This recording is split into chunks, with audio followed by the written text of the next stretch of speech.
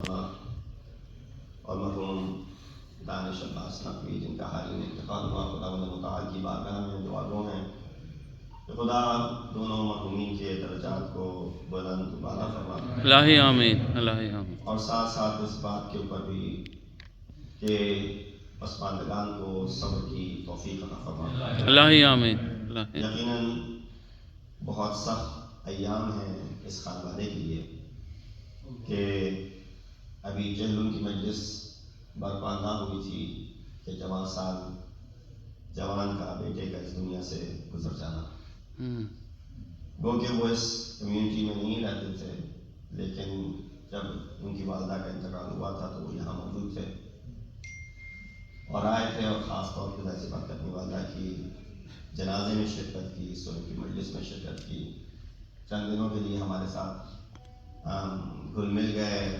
باتیں ہوئیں، اور اس کے بعد سے بہرحال اپنے شہر کی طرف لوٹ کے چلے گئے۔ اس کو علم تھا کہ اس جوانی میں انسان اس دنیا سے چلا جائے گا، بڑھاپے کی موت ہوتی ہے تو انسان پھر صبر کر لیتا ہے، لیکن جوانی کی موت ہو تو یقیناً باپ کے لیے، بھائیوں کے لیے، بہنوں کے لیے کوئی الفاظ نہیں ہے کہ جس سے ان کے اس غم کا مداوع ہو سکے۔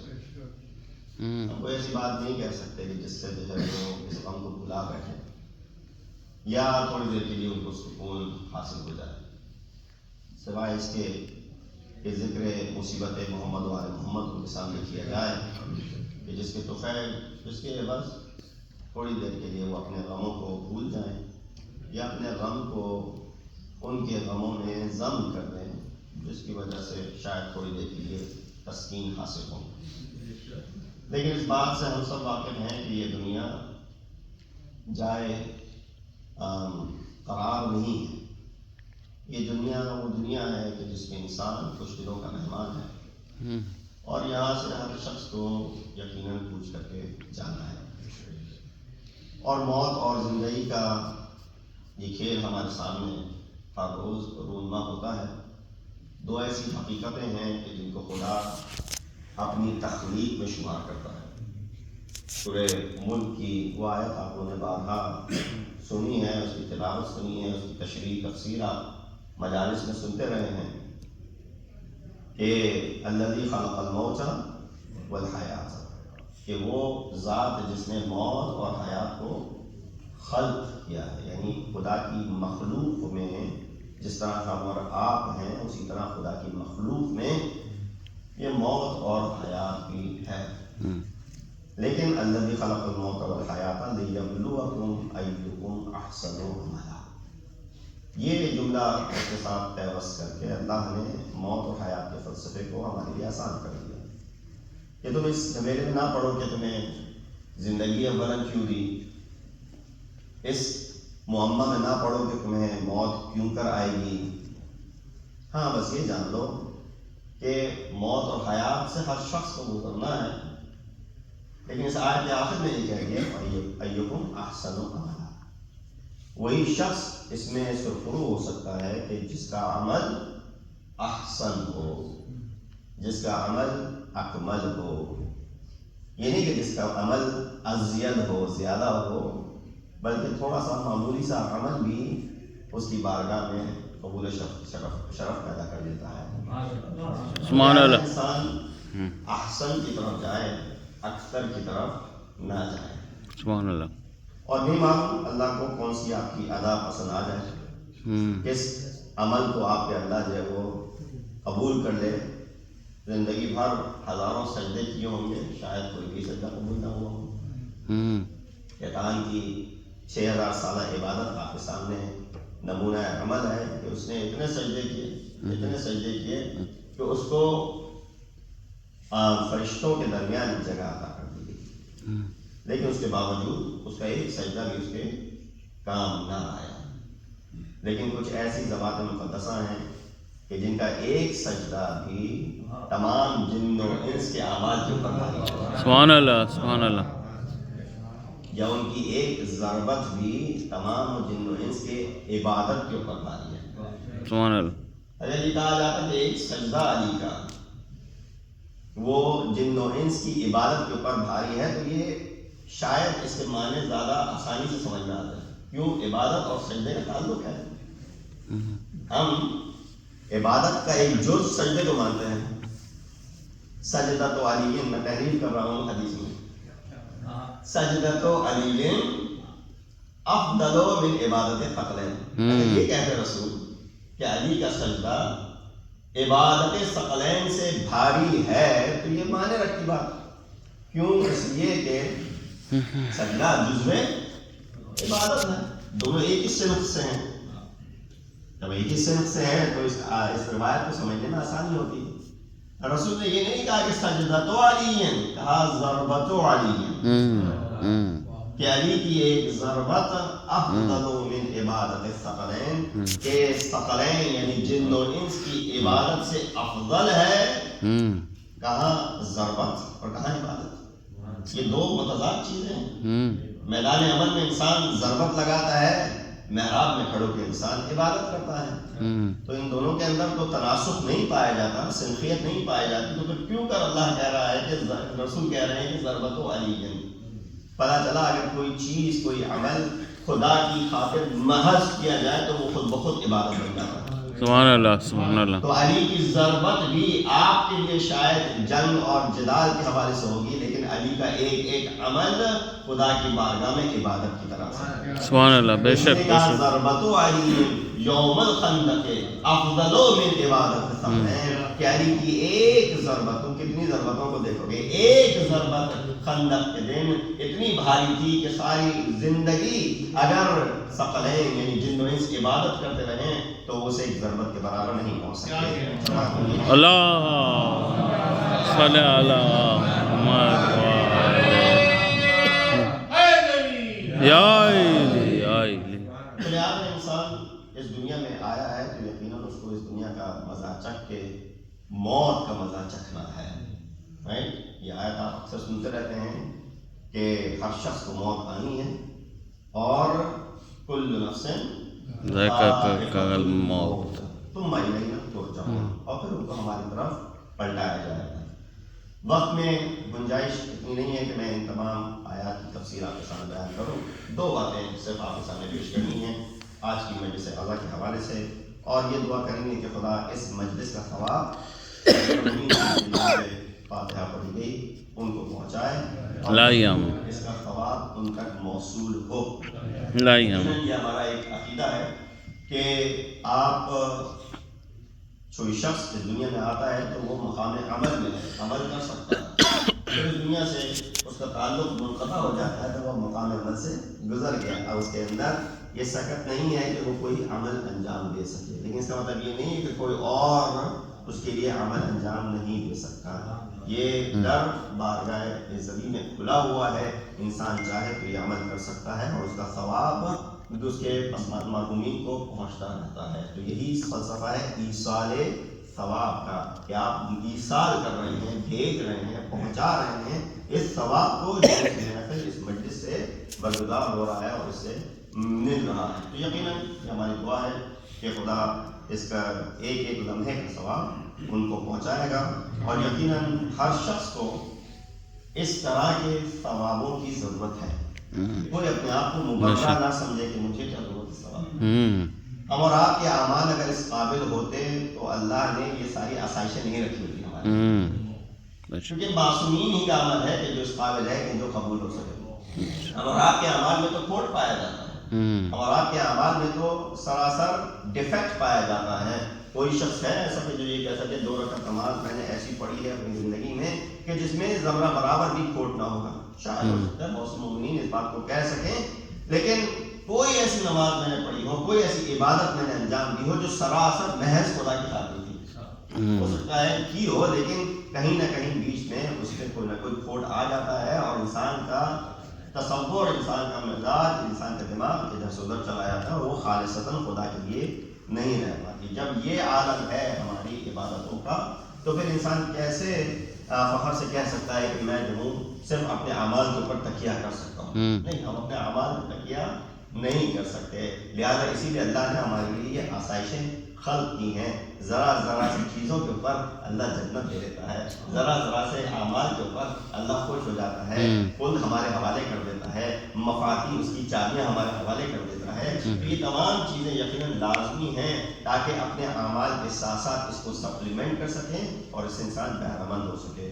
ہم اور آپ کی عبادت کہاں، عرفاء اپنی عبادت کے اوپر شک کرتے تھے، ہم اور آپ کی عبادت کو جا ان کی عبادت جو عرفاء ہیں وہ اپنی عبادت کے اوپر شک کرتے تھے۔ میں واقعہ آپ کے سامنے شاید پڑھا ہوگا پہلے بھی کہ رہبر انقلاب امام خمینی یہ کہتے تھے کہ جب مجھ کو شاہ نے اریسٹ کیا اور ایران سے قم میں مجھ کو اریسٹ کر کے تہران لے جا رہے تھے، تو جو لوگ زیارت پہ جا چکے ہیں انہوں نے قم اور تہران کے راستے سفر کیا ہے، جادہ قم و تہران جو کہلاتا ہے، پہلے جادہ قدیم تھا اور اب جادہ جدید ہے۔ جدید جادے پہ بھی آپ سفر کریں گے تو یقین اس میں بھی آپ کو گھنٹہ سوا گھنٹہ لگتا ہے، پرانے راستے سے مطلب 2-2.5 گھنٹے لگتے تھے۔ اب یہ امام عثمانی بات کر رہے ہیں جو آج سے 45 سال 50 سال پرانی بات ہے، تو جادہ قدیم تھا۔ کہہ رہے مجھے جب اریسٹ کر کے قم سے تہران لے جایا جا رہا تھا تو وہ رات کا ایک پہر تھا جو صبح کی طرف منتقل ہو رہا تھا، اور وہ وقت اس طرح کے کام رات کے اندھیرے میں کیے جاتے ہیں۔ اریسٹ کیا گیا امام خمینی کو تاکہ زیادہ کموشن نہ ہو، تاکہ کوئی پروٹیسٹ نہ ہو، تاکہ کوئی آئے اور اس میں جو ہے وہ کوئی سوال نہ کرے، لہٰذا رات کے اندھیرے میں یہ کام کیا گیا۔ جب لے جایا جا رہا تھا تو کہتے ہیں کہ وہ وقت فجر ہو گیا، اور یقیناً تمام نمازوں میں اگر کوئی وقت ہے کہ جس کا وقت محدود ہے تو وہ صبح کی نماز کا وقت محدود ہوتا ہے، 1.25 گھنٹے 1.5 گھنٹے سے زیادہ نہیں ہوتا ہے۔ تو اب ایک مومن کی حیثیت سے، ایک عبادت گزار کی حیثیت سے امام خمینی کو یہ فکر ہوئی کہ میری نماز کا کیا ہوگا۔ جیسا اور آپ کو بھی یقیناً بہت سے ایسے ہیں کہ کہیں کسی سفر پہ جاتے ہیں تو ایک ٹینشن ہوتی ہے کہ میری نماز کا وقت آ گیا ہے، نماز کیسے ادا کی جائے، قضا نہ ہو جائے، کوئی ایسا جگہ مل جائے جہاں پہ ہم نماز کو انجام دیں، یا کسی اور جگہ جاتے ہیں، شادی بیاہ میں بھی جاتے ہیں تو نماز کا ٹائم ہوتا ہے لیکن اس سے فرار نہیں ہے اور کوشش ہوتی ہے کہ اول وقت انجام دے دی جائے، تو ان کو بھی یہ پریشانی لاحق ہوئی۔ کہتے ہیں کہ میں اپنی ساری عمر کی کسی بھی نماز کے لیے اتنے وثوق سے نہیں کہہ سکتا کہ وہ خدا کی بارگاہ میں قبول ہوئی۔ یہ وہ شخص ہے کہ جو عارف بھی ہے، فقیر بھی ہے، آپ شاعر اہل بیت بھی ہے، مداح اہل بیت بھی ہے، ذاکر اہل بیت بھی ہے، ساری خصوصیات اور مرجع اعلیٰ اس زمانے میں۔ یقیناً ان کے زبان سے شاید وہ خطاب ہے کہ وہ عاجزی میں یہ بات کہہ رہے ہیں، ہمبلنس تھی ان کی کہ وہ یہ بات کہہ رہے ہیں کہ میری نمازیں کہاں قبول ہوئی ہوں گی۔ انہوں نے کہا میں وثوق سے نہیں کہہ سکتا کہ میری کوئی بھی 2 رکعت نماز اور طول عمر پائی 90 سال کا سن تک، میری طول عمر میں کوئی ایسی نماز ہوگی کہ جو بغیر کسی ڈیفیکٹ کے رہی ہو، بغیر کسی کھوٹ کے رہی ہو اور خدا کی بارگاہ میں وہ قبول ہوئی ہو، سوائے اس 2 رکعت نماز کے جو میں نے جادہ قم و تہران کے درمیان انجام دی۔ کیوں؟ اس نماز کے لیے مجھے تگ و دو کرنی پڑی، اس نماز کے لیے میں نے ان سپاہیوں سے کہا کہ بھائی وقت نماز ہو گیا، تم بھی مسلمان ہو، مسلمان رہتے ہیں یہاں پہ، بلکہ تم کو شیعہ بھی ہو اور جانتے ہو کہ وقت نماز ہے، اور نماز جب تک ہم وہاں پہنچیں گے قضا ہو جائے گی، اب مجھ کو نماز انجام دینا دوں۔ انہوں نے کہا نہیں، سخت احکامات ہیں کہ آپ کو ہم اترنے کی اجازت نہیں دے سکتے اور آپ نماز نہیں پڑھ سکتے۔ کہا میں ایک 75 سال کا بوڑھا اس دشت و بیابان میں جو کہ جادہ قدیم قم و تہران تھا، میں کہاں بھاگ کے چلا جاؤں گا، تم کھڑے رہنا میں چھوڑ کر نماز پڑھ لوں گا۔ کہا نہیں، بالکل اجازت نہیں ہے۔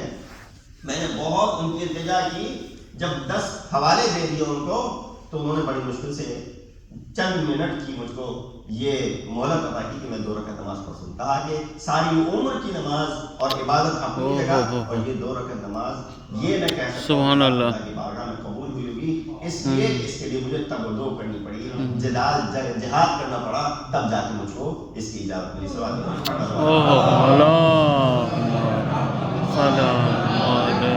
آیت کی جس تلاوت کی آپ کے سامنے وہ سورہ اعراف کی آیت نمبر 7 ہے۔ فَلَا نَسْأَلَنَّ الَّذِينَ أُرْسِلَ إِلَيْهِمْ، یقیناً سوال کیا جائے گا ان لوگوں سے جن کے پاس مرسلین کو بھیجا گیا، انبیاء کو بھیجا گیا۔ وَلَا نَسْأَلَنَّ الْمُرْسَلِينَ، اور مرسلین سے بھی سوال کیا جائے گا، یعنی یہ نہیں کہ ہمارا آپ سے سوال ہو رہا ہے۔ اللہ اس آیت میں یہ کہہ رہا ہے کہ تم سے تو سوال ہوگا ہی ہوگا، بلکہ وہ جن کے جن کو بھیجا گیا تھا تمہارے سامنے مرسلین انبیاء، ان سے بھی اللہ سبحانہ تعالیٰ سوال کرے گا۔ آیت تو اسی مفہوم کو پیش کر رہی ہے۔ قرآن میں کچھ ایسی آیات ہیں کہ جو ہو سکتا ہے کہ اس کے مد مقابل آ جائیں اور کہیں کہ سوال و جواب کی کوئی ضرورت نہیں ہے۔ جس طریقے سے ایک مفہوم ملتا ہے شفاعت کا کہ جس میں اللہ سبحانہ و تعالیٰ بے تحاشا آیات میں کہتا ہے کہ شفاعت نہیں ہو سکتی، لا تنفع الشفاعۃ، آپ آیت الکرسی میں بھی پڑھتے ہیں شفاعت نہیں کر سکتا کوئی۔ پھر اس کے بعد سے خدا خود ہی آ کے کچھ آیات میں معذون کو یعنی اذن دے کر کے کچھ لوگوں کو شافی قرار دے دیتا ہے کہ ہاں اصلاً اللہ کے بارگاہ میں کوئی شفاعت نہیں کر سکتا سوائے کچھ لوگوں کے، الا من ارتضی، سوائے ان کے جن سے اللہ راضی ہے ان کو حق شفاعت اللہ عطا کر دیتا ہے۔ تو یہ اس طرح کی آیات موجود ہیں۔ لیکن یہاں پہ جب اس طریقے کا سوال آیا کہ ہم ان سے سوال کریں گے اور حتیٰ مرسلین سے بھی سوال کریں گے، تو یہاں پہ ایک شبہ یہ کریٹ ہوتا ہے کہ اس کے مد مقابل میں کچھ ایسی آیات موجود ہیں کہ جو یہ گواہی دیتی ہیں کہ اللہ سبحانہ و تعالیٰ کوئی سوال و جواب نہیں کرے گا۔ مثلا ولا یسأل، سورہ قصص کی آیت نمبر 78 میں کہا ولا یسأل عن ذنوبہم المجرمون، مجرمین سے ان کے گناہوں کے بارے میں سوال نہیں کیا جائے گا۔ یا مثلا کہا فیومئذ لا یسأل عن ذنبہ انس ولا جان، سورہ رحمان کی آیت ہے کہ اس دن نہ کسی انس سے نہ کسی جن سے اس کے گناہ کے بارے میں سوال کیا جائے گا۔ اب آپ اس آیت میں جو میں نے آپ کو بتایا پہلے تلاوت کی سورہ اعراف کی آیت نمبر 7، جس میں اللہ یہ کہہ رہا بے شک ولا یسألن الذین ارسل الیہم ولا یسألن المرسلین، کہ جس میں بے شک بغیر کسی شبہ کے ان سے بے تحقیق سوال کیا جائے گا۔ اس کے مد مقابل آپ یہ دو آیات رکھ لیجیے، سورہ قصص کی 78ویں اور سورہ رحمان کی 39ویں آیت، ان دونوں میں تضاد پایا جا رہا ہے۔ ایک دفعہ اللہ کہتا ہے کہ سوال بے شک ہوگا، اور ان دو آیات میں اللہ کہہ رہا ہے نہیں، ان سے جو ہے کسی قسم کا سوال نہیں کیا جائے گا۔ اب آپ کو یقیناً یہ وہ آیات ہیں کہ جس کے لیے قرآن یہ کہتا ہے افلا یتدبرون فی القرآن، کیا یہ قرآن کے اندر تدبر نہیں کرتے ہیں؟ ام علی قلوب اقفال، کیا ان کے دلوں پہ قفل لگ گیا ہے؟ قرآن کے اندر تدبر کرو۔ تو اس میں رائے موجود ہیں، بہت سے مفسرین نے اس میں آ کے رائے دی۔ اس میں سے جو ایک رائے ملتی ہے مفسرین کو یہ ملتی ہے کہ شاید اس سے مراد یہ ہے، پہلا جو سیٹ ہے قرآن کی آیات کا جس میں سوال و جواب کا تذکرہ کیا جا رہا ہے، اس سے مراد یہ ہے کہ ان سے یہ سوال کیا جائے گا کہ کیا تمہارے درمیان نبی کو نہیں بھیجا گیا تھا؟ سوال ان کے عمل کا نہیں ہوگا، سوال کس چیز کا ہوگا؟ الم یأتکم نذیر، کیا تمہارے درمیان نذیر منذر جس کو ہم نے بھیجا تھا منذر بنا کے، کیا تمہارے درمیان وہ نہیں آیا تھا؟ کیا نبی تمہارے درمیان نہیں آیا تھا؟ یعنی ایسا ہی ہے کہ کسی سے کہا جائے کیا تم کو جو ہے وہ اس چیز کا علم نہیں تھا کہ تم نے جو ہے وہ مثلا یہاں پہ آگ لگا دی؟ کیا تمہیں پتا نہیں تھا کہ یہاں پہ یہ کام نہیں کر سکتے چونکہ اس سے آگ لگ جائے گی؟ یہ سوال اس کے عمل سے نہیں کیا جا رہا بلکہ اس حوالے سے کیا جا رہا ہے کہ جس کو بھیجا گیا تھا تمہیں سکھانے کے لیے، کیا تم مکمل منکر ہو گئے ہو کہ وہ آیا ہی نہیں تھا تمہارے لیے؟ ایک تو یہ توجیہ دی جاتی ہے۔ دوسرا یہ کہتے ہیں کہ وہ آیات جس کے اندر اللہ سبحانہ و تعالیٰ یہ کہہ رہا ہے کہ ان سے سوال نہیں کیا جائے گا، شاید مراد اس سے یہ ہے کہ اللہ سبحانہ و تعالیٰ ایک ایک عمل سے سوال نہیں کرے گا۔ یہ نہیں ہوگا کہ دنیا بھر سے ابتدائے انسانیت سے لے کے اب تک جتنے بھی انسان گزرے ہیں ایک ایک کو بٹھایا جائے گا، اس کا دفتر کھولا جائے گا، اس کے کتاب نامہ اعمال پڑھا جائے گا اور ایک ایک اچھائی اور برائی کو اس کے سامنے رکھا جائے گا۔ یہ مراد نہیں ہے۔ تو اس طریقے سے وہ ان دونوں آیات کے درمیان ایک پیرالل ڈرا کرتے ہیں۔ کیا پہلی جو آیت ہے کہ جو یہ کہتی ہے کہ سوال نہیں ہوگا، یعنی سوال ہوگا، سوال کس چیز کا ہوگا؟ انبیاء کے بارے میں ہوگا، نذیر اور بشیر کے بارے میں ہوگا، نہ کہ اعمال کے بارے میں۔ دوسری جو توجہ وہ یہ دیتے ہیں کہ سوال ہوگا مگر تک اعمال کا نہیں ہوگا، جزویات کا نہیں ہوگا، ایک بڑی بڑی چیزوں کا ہو جائے گا اور اس کے بعد سے انسان کو فارغ کر دیا جائے گا۔ اس کے اندر اشکال پایا جاتا ہے، ایسا ممکن نہیں ہے چونکہ قرآن کی بہت سی ایسی آیات ہیں کہ جو اس بات پہ سراسر دلالت کرتی ہیں کہ اللہ سبحانہ و تعالیٰ تک چیز سے انسان کا سوال کرے گا۔ مثلا آپ کے سامنے آیت پیش ہے لَتُسْأَلُنَّ يَوْمَئِذٍ عَنِ النَّعِيمِ، سورہ تکاثر کی آیت ہے۔ کہ یقیناً ان سے قیامت کے دن نعمات کا سوال کیا جائے گا. جب آپ کہہ رہے ہیں تک تک چیز کا سوال نہیں ہوگا تو یہ آیت کس بات کے اوپر دلالت کر رہی ہے؟ وہ یہ کہا گیا وَيَسْأَلُونَ يَوْمَ الْقِيَامَةِ عَمَّا كَانُوا يَفْتَرُونَ. ان سے سوال کیا جائے گا قیامت کے دن کہ وہ چیزیں جو وہ افترا کرتے تھے، گڑھا کرتے تھے، یا لَتَسْأَلُنَّ عَمَّا كُنتُمْ تَعْمَلُونَ، یا ان سے سوال کیا جائے گا ان چیزوں کے بارے میں وہ جو انجام دے رہے. 3 آیات آپ سامنے پڑھ دوں. یعنی اس نظریے کو باطل کر رہی ہے یہ بات کہ جو یہ کہتے تھے کہ تک تک چیزوں کا سوال نہیں کیا جائے گا، جزویات کا سوال نہیں کیا جائے گا، کہا جزویات کا بھی سوال کیا جائے گا. تو آپ کیسے کہہ سکتے ہیں کہ اللہ صرف سوال کرے گا تو انبیاء کے بارے میں کرے گا اور اعمال کے بارے میں نہیں کرے گا؟ اب جب یہ معاملہ پیش آ گیا تو آپ کہیں بھائی آپ خود ہی بتا دیجیے کہ ان دونوں کے درمیان کس طریقے سے ہم حل تلاش کر سکتے ہیں. کیا کرے گا اللہ سوال قیامت کے دن یا نہیں کرے گا؟ ایک طرف ہمیں کر دیجیے تاکہ ہماری تکلیف روشن ہو جائے، ہم عمل کریں یا ہم عمل نہ کریں. سوال دیجیے محمد اللہم صلی علی محمد. یہ وہی جگہ ہے جہاں پہ آپ کو ان ہادیان برحق کی تلاش ہے جن کے لیے رسول یہ کہہ کے چلے گئے تھے انی تارکم فیکم الثقلین کتاب اللہ و اطرتی اہل بیتی. ان سے تمسک کرو گے تو تم کو اس کے درمیان قطعاً کوئی تضاد نہیں ملے گا اور تم کو دونوں چیزوں کا جواب واضح طور پر مل جائے گا. آئیے اسی سے پوچھتے ہیں کہ اس میں کس طریقے کی دلیل ہے. تو پہلا جو جواب ملتا ہے وہ ذات گرامی امیر المؤمنین علی بن ابی اللہم صلی علی محمد و آل محمد. جب امام سے پوچھا کسی شخص نے انہی آیات کے بارے میں کہ اللہ کچھ مقامات پہ کہتا ہے کہ اس سے سوال نہیں ہوگا اور کچھ مقامات پہ کہتا ہے ہاں بے شک اس سے سوال کیا جائے گا، تو یہاں پہ مراد کیا ہے؟ امام نے کہا یہاں پہ مراد قیامت کے مختلف مواقف ہیں، مراحل ہیں، کچھ میں سوال ہوگا اور کچھ میں تم سے سوال نہیں ہوگا. یا اس کی دلیل امام یہ بھی دیتے ہیں کہ کچھ ایسے اشخاص ہیں دنیا میں کہ جب وہ جائیں، یہ معصومین کی گفتگو نہیں ہے، غیر معصوم کے بارے میں بات ہو رہی ہے، امراء کے بارے میں بات ہو رہی ہے کہ دنیا میں کچھ ایسے لوگ بھی ہیں کہ جب ان کو قیامت کے دن اٹھایا جائے گا تو ان سے کوئی باس پرس نہیں ہوگی، ان سے کوئی سوال و جواب نہیں ہوگا.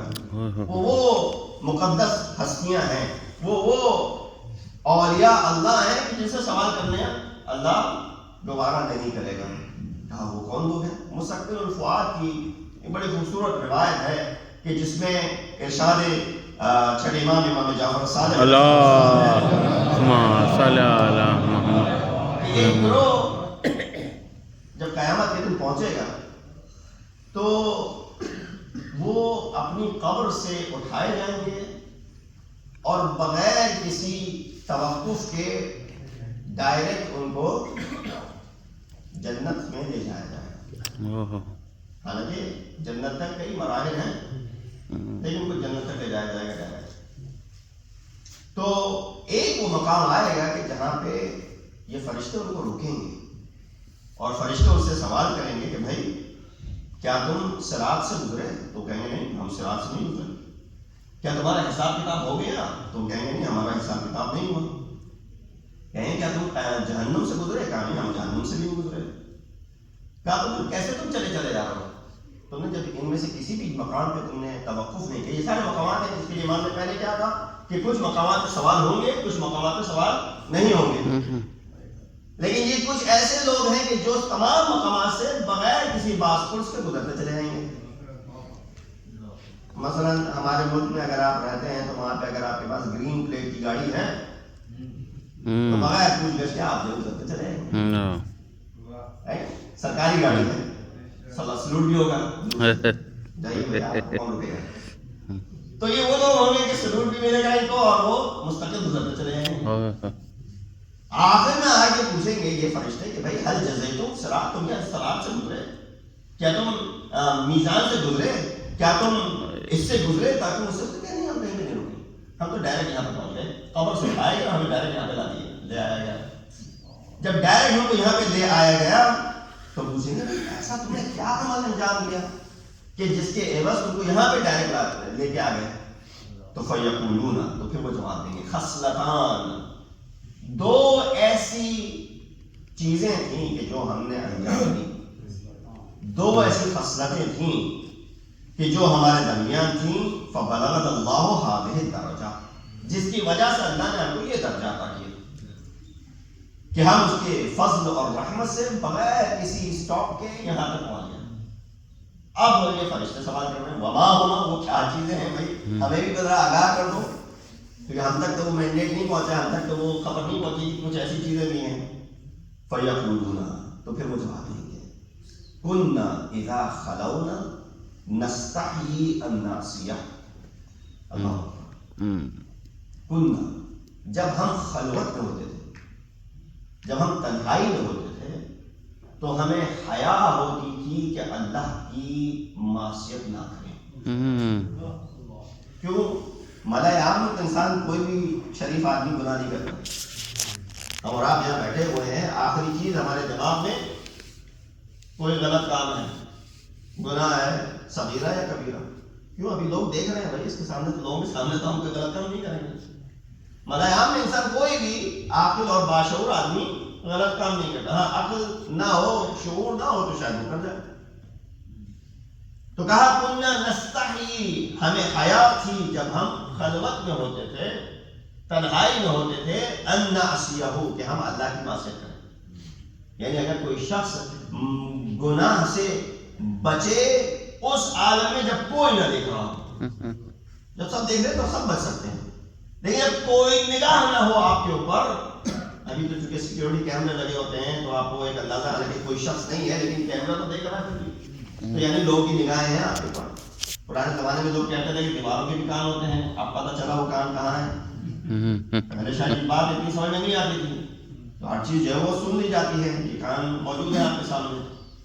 تو لہٰذا کہا پہلی جو ہمارے اندر خصلت تھی وہ یہ تھی کہ ہم جب خلوت میں ہوتے تھے تو ہمیں حیا تھی اس بات کی کہ اللہ کی معصیت نہ کریں، اور دوسری چیز کیا تھی؟ کہا وَنَرْضَى بِالْيَسِيرِ مِمَّا قَسَّمَ لَنَا، اور ہاں ہم راضی تھے اللہ سے اس چھوٹی چیز پہ بھی جو اس نے ہمارے لیے تقسیم کر دی تھی، جو اللہ نے ہمارے لیے لکھ دیا تھا، بس ہم اس پہ راضی تھے اللہ کے لیے۔ جب یہ دو چیزیں سنی نا ملائکہ نے تو کہا ہاں تمہارا حق ہے کہ تم کسی مقام پہ نہ رکو، سبحان اللہ، سبحان اللہ، سبحان اللہ، ڈائریکٹ میں جنت میں لے جائے۔ سبحان اللہ۔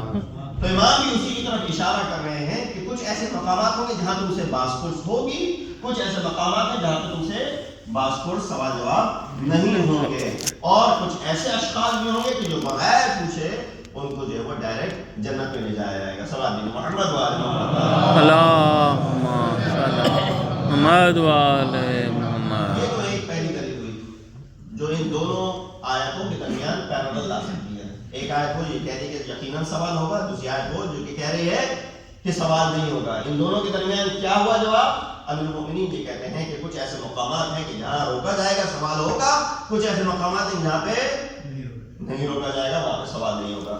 اس سے بھی ہم سیٹسفائی ہو گئے، امام کا قول ہے، سمجھ میں آ گئی بات۔ دوسرا جو جواب اس کا دیتے ہیں وہ کہتے ہیں کہ اللہ بھی یہ کہتا ہے کہ ہم سوال نہیں کریں گے، اس لیے کہ خود ہی اس نے سورہ رحمان کی 39ویں آیت میں جب یہ تذکرہ کیا تو فَبِأَيِّ آلَاءِ رَبِّكُمَا تُكَذِّبَانِ، بس اس کا جواب دے دیا۔ سورہ رحمان میں یہ آیت ریپیٹ ہوتی ہے، فَبِأَيِّ آلَاءِ رَبِّكُمَا تُكَذِّبَانِ۔ جب یہ کہا گیا تھا کہ مجرمون سے جو ان کے ذنوب، ان کے گناہوں کے بارے میں سوال نہیں کیا جائے گا، بیچ میں آیت آ گئی فَبِأَيِّ آلَاءِ رَبِّكُمَا تُكَذِّبَانِ، خدا یہ ان کی نعمتوں کو جھٹلاؤ گے، اس کے فوراً بعد جواب بھی خود ہی دے دیا۔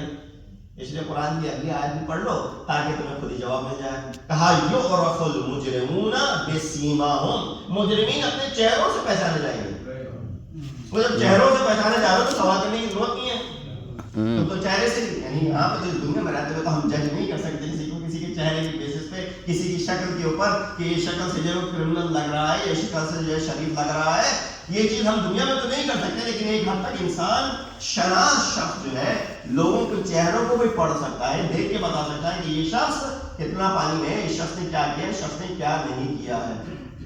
تو کہا کہ قرآن میں خود جواب دے دیتا، اس لیے سوال نہیں ہوگا، یہ نہیں کہ سوال نہیں ہوگا، اس لیے نہیں ہوگا کہ ان کے چہروں پہ لکھا ہوا ہے یعرف المجرمون بسیماہم، ان کے چہروں پہ لکھا ہوا ہے کہ جو انہوں نے गुनाह। सुभान अल्लाह, लिहाजा सुभान। अल्लाह जब ये कहता है कि उनसे सवाल नहीं होगा तो मुराद जो है सवाल करने की जरूरत नहीं पड़ेगी, इसलिए कि उनके चेहरों के ऊपर सारा नामा अमल उनका दर्ज होगा। तो ये हो गए दो जवाब। पहला जवाब क्या था? इमाम का वो कौल कि इमाम इसको कहते हैं कुछ जगहों पे सवाल, कुछ जगहों पे सवाल नहीं होगा। दूसरा जवाब क्या हुआ?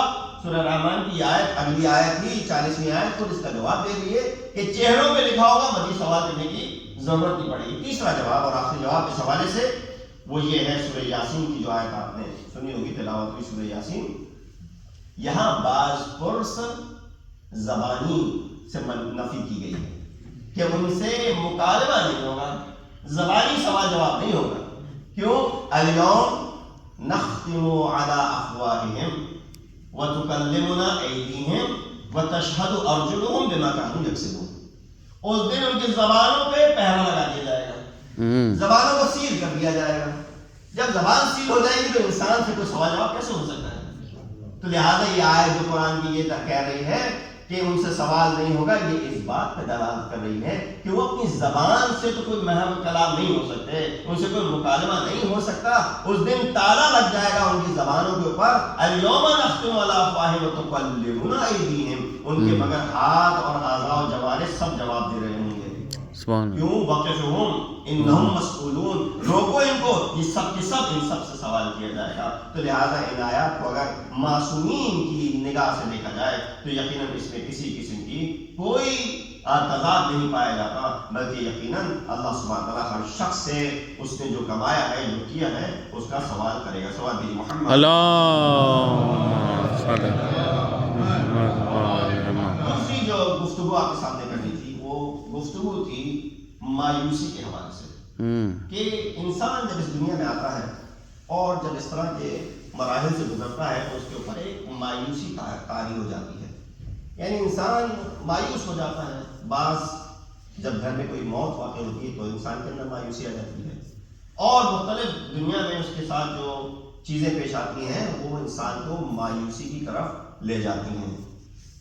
एक आमिल मायूसी का और भी है, वो आमिल है जब इंसान की दुआ रद्द हो जाती है या कबूल हो जाती है।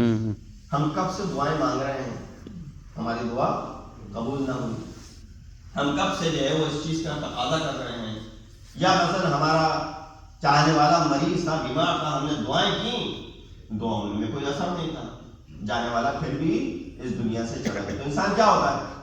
मायूस हो जाता है। खुदावंद मुताल की रहमत से इंसान के अंदर मायूसी यास तारी हो जाता है। तो इसका जवाब आसान ये है कि जब मरीज शफा नहीं पाता या वो मियाँ बीवी जो औलाद की खातिर दुआ करते हैं, औलाद नहीं हो पाती है, तो जरूरी नहीं कि सारी की सारी दुआएं आपकी कबूल हो, इसलिए कि कुछ ऐसी हस्तियां भी हैं कि जिन्होंने यकीनन दुआ की होगी और बज़ाहिर उनकी दुआएं कबूल नहीं। मिसाल, क्या इमाम हसन मुश्तबा अलैहिस्सलाम और इमाम हुसैन शहीद करबला अलैहिस्सलाम, क्या इन्होंने अपनी मादर गिरामी के लिए दुआ ना की होगी? जब वो मरीज हुई, जब वो उस हालत में थी, तो क्या उन्होंने दुआ नहीं की होगी कि खुदा हमारी माँ को जो है वो शिफा दे? लेकिन जनाब सैयदा का फिर भी उस 18 साल के सिन में इंतकाल हो गया, शहीद हो गया। या उससे क्या खुद जनाब सैयदा ने जब बाप के हालत एहतजाज में उनके साथ बैठी होंगी और बाप हालत एहतजाज में, रसूल अकरम जब हालत एहतजाज में, तो क्या जनाब सैयदा दुआ ना की होगी? ऐ अल्लाह, ये तेरा हबीब है, खातिमुल अंबिया है, सैयदुल मुरसलीन है, इनको शफाअत रख, इनका साया हमारे सर से ना उठे। लेकिन रसूलुल्लाह फिर भी जब अहमद मुरसल न रहे, वो भी इस दुनिया से चले गए। क्या हज़रत नूह ने अपने फर्जंद के लिए दुआ नहीं की थी? कुरान के अंदर पूरा तस्वीर, लेकिन उसके बावजूद भी उनका फर्जंद गर्क हो गया और उनकी दुआ को जो है वो रद्द कर दिया गया। तो ये आम अशखास की दुआएं नहीं थी, ये सब मासूमीन थे जिनकी दुआएं थी जो बज़ाहिर कबूल न हुई। इमाम हसनैन की दुआ, जनाब सैयदा की दुआ अपने बाप के हक में, और हज़रत नूह की दुआ, ये सब मासूम हैं। क्या इनकी दुआएं कबूल नहीं हुई? तो इनके अंदर मायूसी के आसार नजर आया आपको? इस चीज का जवाब अमीरुल मोमिनीन ने 31 नंबर जो नामा है, लेटर है, جو اپنے فرزندان کے نام لکھا ہے امام حسن مجتبی اور امام حسین علیہ السلام کے لیے، اس میں اس کا جواب دیا ہے۔ امام کہتے ہیں کہ تم دعا کرو، اللہ جواب دے گا، اور اگر دعا قبول نہ ہو اور مریض کو شفا نہ ملے اور مریض اس دنیا سے گزر جائے تو یہ نہ سمجھو، یا مثلا تمہیں اولاد نہ ملے، صاحب اولاد نہ ہو پاؤ دعا کے باوجود، تو یہ سمجھ لو کہ یہ دعا، اس کا ثواب تمہارے حق میں لکھ دیا گیا ہے۔ حالانکہ اس بظاہر سبحان اللہ، لیکن اس دعا کا ثواب تمہارے نامہ اعمال میں لکھ دیا گیا ہے، تمہارے حق میں یہ دعا وہاں پہ موجود ہوگی جس کا تم کو اجر ملے گا۔ لہٰذا انسان دعا کرنے سے نہ رہے۔ یعنی یہ امام کا لیٹر آپ کو تشویق دلا رہا ہے کہ ہر حال میں اللہ سے لو لگائے رکھو، ہر حال میں اللہ سے دعا مانگتے رہو۔ سبحان اللہ، اثر نہیں بھی ہو رہا تمہاری دعا کا تو ایک اثر یہ امام گارنٹی دے رہے ہیں کہ سبحان اللہ، قیامت کے دن تمہیں ثواب کی صورت میں اس دعا کا اثر میسر ہو جائے گا۔ سبحان اللہ، سبحان اللہ، اللہ صلی علی محمد۔ دوسری چیز انسان کو مایوس کرتی ہے، پہلا عامل کیا ہوا مایوسی کا؟ دعا کی قبولیت یا عدم قبولیت۔ دوسرا عامل کیا ہے انسان کی مایوسی کا؟ دوسرا عامل یہ ہے کہ انسان گناہوں کی وجہ سے مایوس ہو جاتا ہے۔ وہ ہم نے اتنے گناہ کیے ہیں، ہماری تو کوئی بخشش نہیں ہونے والی۔ یا انسان کو اگر آپ کوئی کام کرتے ہوئے دیکھتے ہیں غلط کام اور آپ اس کو ٹوکتے ہیں، روکتے ہیں کہ یہ کام مت کرو، کہتا ہے یار اس سے بڑے بڑے گناہ کیے تو کچھ بھی نہیں۔ تو ایک مکروہ نہیں، مکروہ والے اس مکروہ کا انجام تو کہا مکروہ کیا، ہم نے تو آرام، آپ مکروہ سے ہمیں روک رہے ہیں، ہم تو آرام اور ختم ہو چکے ہیں۔ یعنی انسان کے اندر جرأت آ جاتی ہے کہ وہ یہ کہتا ہے کہ اب تو کچھ بھی نہیں ہونے والا میرے لیے، اب میں کس چیز سے ڈروں، میں تو اتنے بڑے بڑے گناہ کر لیے ہیں تو خدا کہاں بخشے گا؟ کہاں نہیں؟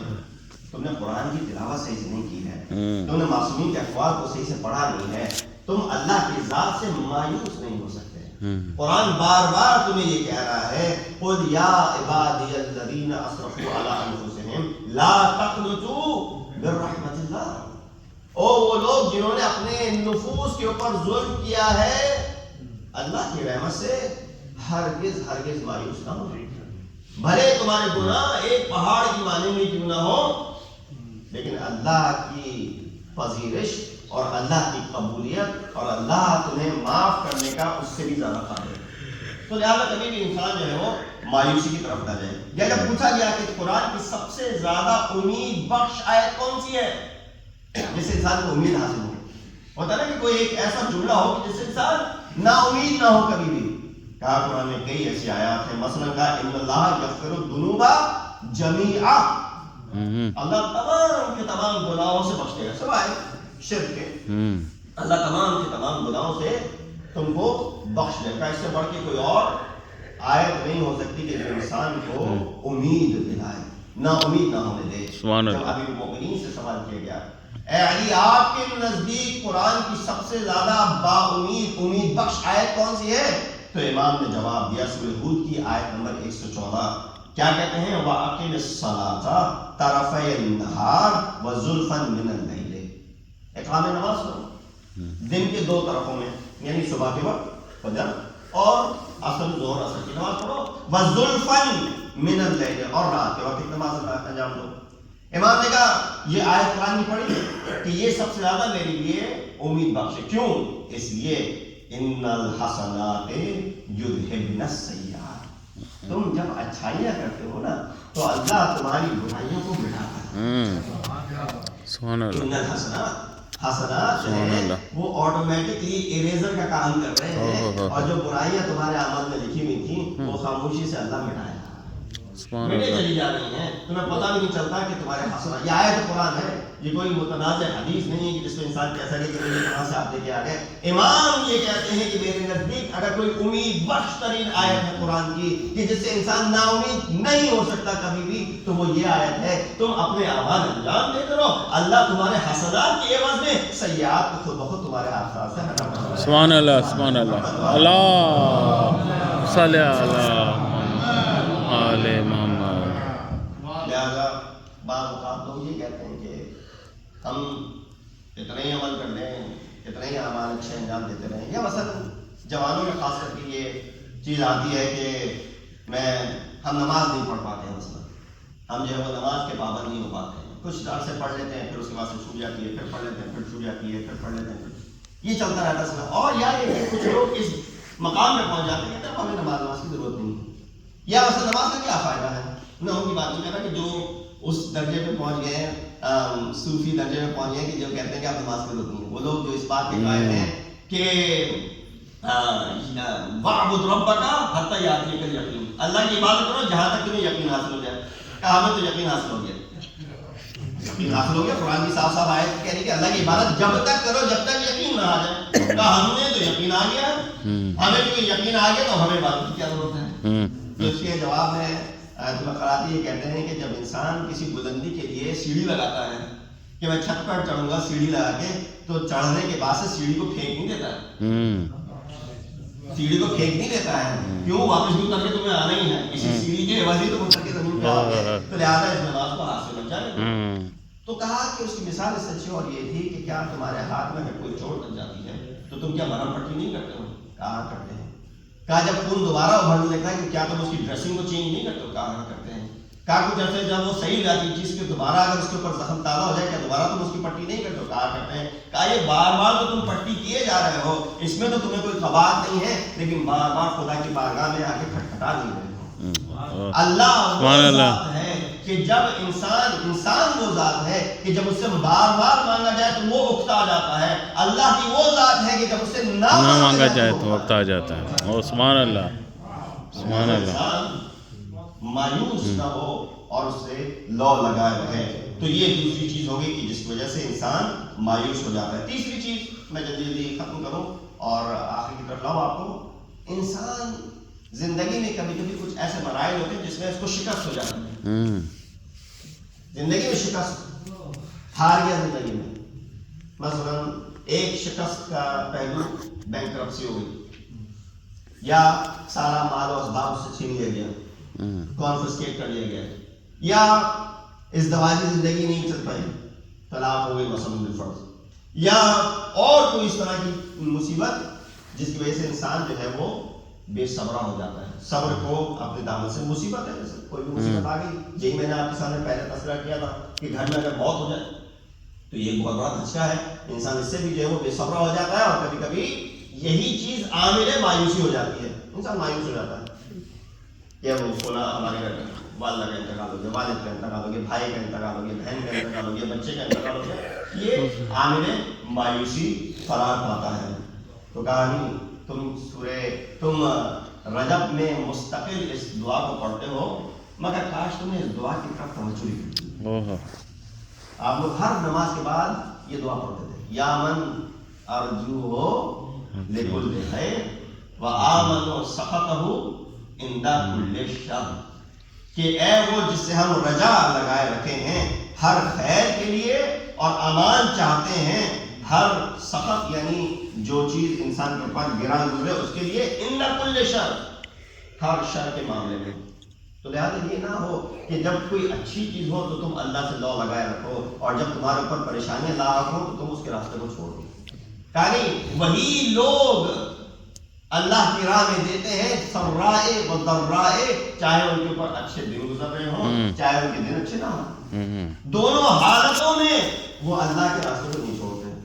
ينفقون فی السرائے و ضرائے، یہ نہیں کہ میں انفاق سے مصیبت کروں گا جب میرے بینک بیلنس اچھا ہوگا، اور پھر اس وقت میں انفاق نہیں کروں گا جب میرا بینک بیلنس کم ہو جائے گا، مجھے اپنے گھر والوں کی فکر ہو جائے گی. کہانی وہ لوگ جو ہر حالت میں اللہ کی راہ میں دیتے رہتے ہیں وہی ہیں کاظمین الغیظ والعافین عن الناس واللہ یحب المحسنین. یہی وہ لوگ ہیں کہ جن کو ہم محسنین میں شمار کرتے ہیں. تو بس جلدی سے میں جواب دے دوں کہ کیا چیز ہے کہ جس سے ہم مایوسی کی طرف نہ جائیں. 3 آپ کے سامنے عامل پیش کیے مایوسی کے. ایک دعا کا رد ہو جانا، دوسرا جو عامل آپ کے سامنے پیش کیا وہ گناہوں سے انسان مایوس ہو جاتا ہے، تیسرا زندگی میں شکست. ان چیزوں سے انسان معمولاً مایوس ہو جاتا ہے. کیا ایسا عمل انجام دے جس سے انسان مایوس نہ ہو، مایوسی کی طرف نہ جائے؟ پہلی چیز جو ایکسپلین کرنا تھوڑا مشکل ہے، وقت میں گنجائش ہے، توکل علی اللہ.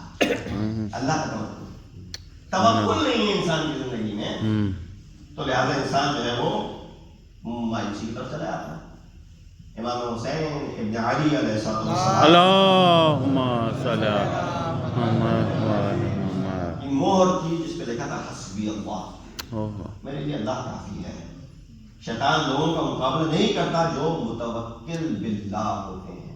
شیطان بھی دور بھاگ جاتا ان سے، شیطان بھی ان سے دوری طے کرتا ہے. انہ لیس لہ سلطان، قرآن کی آیت ہے. شیطان کو تمہارے اوپر کوئی سلطہ حاصل نہیں ہے. کیوں؟ تم نے اللہ پر توکل کر لیا ہے. تو لہٰذا اگر تم توکل کر لو تو یقیناً شیطان جو ہے وہ تمہارے راستے میں نہیں آئے گا. دوسری چیز جو مایوسی سے انسان کو دور لے کے جا سکتی ہے، جلدی جلدی گزر رہا ہوں، انسان اپنی استعداد پہ توجہ کرے. ہر شخص ایک استعداد لے کے نہیں آیا دنیا میں. ہر شخص کا معیار تھوڑا سا ڈفرینٹ ہے، پیمانہ ڈفرینٹ ہے. کچھ لوگ بہت ہی نرم گو اور بہت ہی ملائم ہیں گفتگو میں، گفتار میں، رفتار میں، کردار میں. کچھ لوگ تھوڑے سے خشن ہیں، گفتار میں بھی خشن ہیں اور رفتار میں بھی خشن ہیں، کردار میں بھی خشن ہیں. ہر شخص، دو ایسے شخص نہیں ملیں گے آپ کو کہ جو بالکل یکساں نظر آئے. ارے دو شخص کیا ہے، خدا کی قدرت ایسی ہے کہ آپ کو دو شخصوں کے یہ ہاتھ کے پور ایسے نہیں ملیں گے جو یکساں ہوں. قرآن کی آیت ہے کہ ہم نے جو ہے اتنا اختلاف رکھا کہ حتیٰ تمہارے دو شخصوں کے، اسی لیے یہ ہمیں امپریشن لگتا ہے. دنیا کے کوئی دو ایسے شخص نہیں ملیں گے آپ کو کہ دونوں کا ایگزیکٹلی میچ ہو جائے. تو جب وہ خالق ہے جس نے اس طریقے سے آپ کے انگوٹھے یا آپ کی انگلی کے ایک پور کو بھی یکساں نہیں رکھا تو یقیناً انسان میں بہت فرق پایا جاتا ہے. تو انسان اپنے آپ کو اپنی استعداد کے اوپر توجہ کرے. میرا اتنا ہی پیمانہ ہے، اس سے زیادہ میرا پیمانہ نہیں، تو لہٰذا انسان اسی پہ توکل رکھے، اسی پہ انسان جو ہے وہ اکتفا کرے. تیسری چیز اس حوالے سے آخری میں آپ سے اجازت دوں گا، وہ کیا ہے؟ انسان دنیا میں وہ لوگ جو موفق اور اس دنیا میں جنہوں نے کچھ کمایا ہے، جو سکسیسفل رہے ہیں، ان کی زندگیوں میں نگاہ کریں. معصومین کی زندگی کو پڑھنا، پڑھانا، سیکھنا، مجالس میں تذکرہ کرنا کیوں کیا جاتا ہے؟ اس لیے کہ ہم خوش ہو جائیں ان کی زندگیوں سے؟ کہا نہیں، یہ راز موفقیت ہے کہ انسان ان کی زندگیوں کا جب مطالعہ کرتا ہے تو اس کو یہ سمجھ میں آتا ہے کہ یہ کام کرنا پڑے گا تاکہ انسان کو یہ چیز میسر ہو سکے. اچھا، میں تو معصومین کا تذکرہ کیا، ہمارے سامنے ان سے بڑی کوئی اور مثال نہیں ہے. آپ عام انسانوں میں بھی ان لوگوں کا مطالعہ کریں گے جو اونچائی تک پہنچ گئے ہیں، جنہوں نے کوئی مقام حاصل کر لیا ہو. جب آپ ان کی طرف توجہ کریں گے تو آپ کو اندازہ ہو جائے گا کہ یقیناً اللہ سے مایوسی اختیار کرنا بہت بڑا گناہ ہے. اس لیے چوتھے امام زین العابدین اللہم صلی علی کہ لا اخاف من ذنوبک کما اخاف من قنوتک، میں تمہارے گناہوں سے اتنا خوف زدہ نہیں ہوں جتنا میں تمہارے مایوسی سے خوف زدہ ہوں. انی لا اخاف من ذنوبک کما اخاف من قنوتک، گناہوں سے میں تمہارے پریشان نہیں ہوں، میں تمہاری مایوسی سے پریشان ہوں. گناہ تو اللہ معاف کرے گا، معصوم کی توسل سے تمہارے گناہوں کی درگزر ہو جائے گا، لیکن مایوسی سے کوئی درگزر نہیں ہوگی. اللہ سے جب تم مایوس ہو جاؤ گے اور کوئی یاس نہیں رہے گی، امید نہیں رہے گی، رجا نہیں رہے گی، تو مایوسی کیا ہے؟ کفر ہے. اور یقین کفر انسان کو غلط کام نہیں کر دے گا.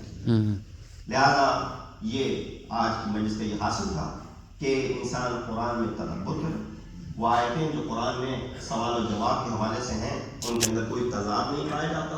وہ 3 آپ کے سامنے مرحلے بیان کیے اور 3 عامل بیان کیے کہ جس کی وجہ سے انسان مایوس ہو جاتا ہے، اور 3 ایسے عامل آپ کے سامنے بیان کیے کہ جس سے انسان مایوسی کی طرف نہیں جاتا. لیکن یقیناً ان سب سے بڑھ کے ہمارے سامنے وہ کردار موجود ہیں کہ اگر ہم ان کرداروں کی طرف نگاہ کر لیں گے تو کسی شخص کو حق نہیں ہے کہ وہ اپنی زندگی سے اللہ کے سامنے شکایت کرے. ارے آپ کے اوپر کیا مصیبت ایسی آ گئی کہ آپ شکایت کرنے کے لیے زبان کھول رہے ہیں؟ آپ کے اوپر کیا ایسے مصائب ٹوٹ پڑے کہ آپ جو ہے وہ زبان کھول رہے ہیں کہ اے اللہ میرے ساتھ کیوں ہو گیا؟ آپ سے بڑھ کے ہے مصیبت امام حسین کی مصیبت تو آپ نے سید الشہداء کی مصیبت کو دیکھا، آپ نے کبھی جناب سیدہ کی مصیبت، وہ سیدہ جو خاتون جنت، وہ سیدہ جو سیدۃ النساء العالمین، وہ جو رسول کی بضعۃ منی ہے، جس کو رسول نے اپنی جگہ کا ٹکڑا کہا ہے، وہ اس کے اوپر مصیبتیں ایسی پڑی کہ جس میں یہ الفاظ بیان کیے، سبت علیہ مصائب لو انہا سبت علی الایام سرن بیان، مجھ پر وہ مصیبتیں تھی کہ اگر دنوں پہ پڑتی تو کیا آپ کو مسائب علماء ہوئے ہیں؟ کیا وہ مسائب آپ کو پر آئے ہیں؟ اور اگر ویسے ہی مسائب کوئی کہے کہ ہم اس پہ آئے ہیں، اپنا مقام دیکھو اور سیدہ کا مقام، اگر آج بھی ہے ویسے مسائل تمہارے اوپر، تم کہہ سکتے ہو کہ ہاں ویسی ہی کچھ چیزیں مجھ سے میرے ساتھ بھی ہوئی ہیں، تو تم مقام بھی تو دیکھو تمہارا مقام کیا ہے اور ان کا مقام کیا ہے، انہوں نے کس طریقے سے اس مقام کو جھیلا، اور ایک دفعہ بھی لفظ شکایت زبان پر آیا۔ یہی تو ہمارا امتیاز ہے معصومین کا، غیر معصوم کا بھی جو اس بارگاہ میں پلے بڑے ہیں۔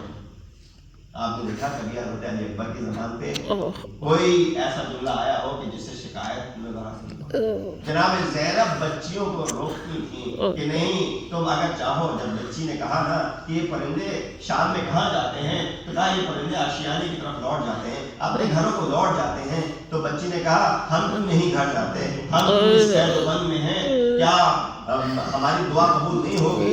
جب پوچھا گیا کہ ہاں کیوں نہ قبول ہوگی، تو کہا ناقہ صالح، وہ جو اونٹنی تھی، اس کے بچڑے، اس اونٹنی کے بچے نے جب دعا کی تھی تو کتنی جلدی اس قوم کے اوپر عذاب آیا تھا، کہا زیادہ دیر نہیں گزری تھی، اس اونٹنی کے بچے نے جب دعا کی تھی تو فوراً عذاب آ گیا تھا، تو کہا میں تو حسین کی بیٹی کہ میری زبان میں وہ تاثیر نہ ہوگی کہ اگر میں بددعا کے جملے کہوں تو ان کے اوپر عذاب آ جائے۔ میں نے کہا بے شک ہوگا، ابھی تمہاری زبان سے بددعا کے الفاظ نکلیں گے نہیں کہ یہاں پہ ان کے اوپر جو ہے وہ عذاب نازل ہو جائے گا، یقیناً تمہارا بچہ بلند ہے، مگر وہ باپ کی تصویر بھی دیکھ لو، وہ باپ کے چہرے کو بھی دیکھ لو، وہ دیکھ لو جو کہ لٹکا ہوا ہے چہرے کے اوپر، اس کو بھی دیکھ لو، وہ نہیں چاہتا کہ تم اپنی زبان سے کچھ ایسے کلمات ادا کرو، اجرکم اللہ، خدا کسی غم میں نہ رلائے سوائے غم آل محمد کے۔ یہ مصیبتیں ہیں جس سے اہل بیت گزرے لیکن کبھی مایوسی اختیار نہ کی، کبھی زندگی سے مایوس نہ ہوئے۔ جناب سیدہ کی زندگی میں بھی بہت سے ایسے مرحلے آئے کہ آسانی سے انسان مایوس ہو سکتا تھا،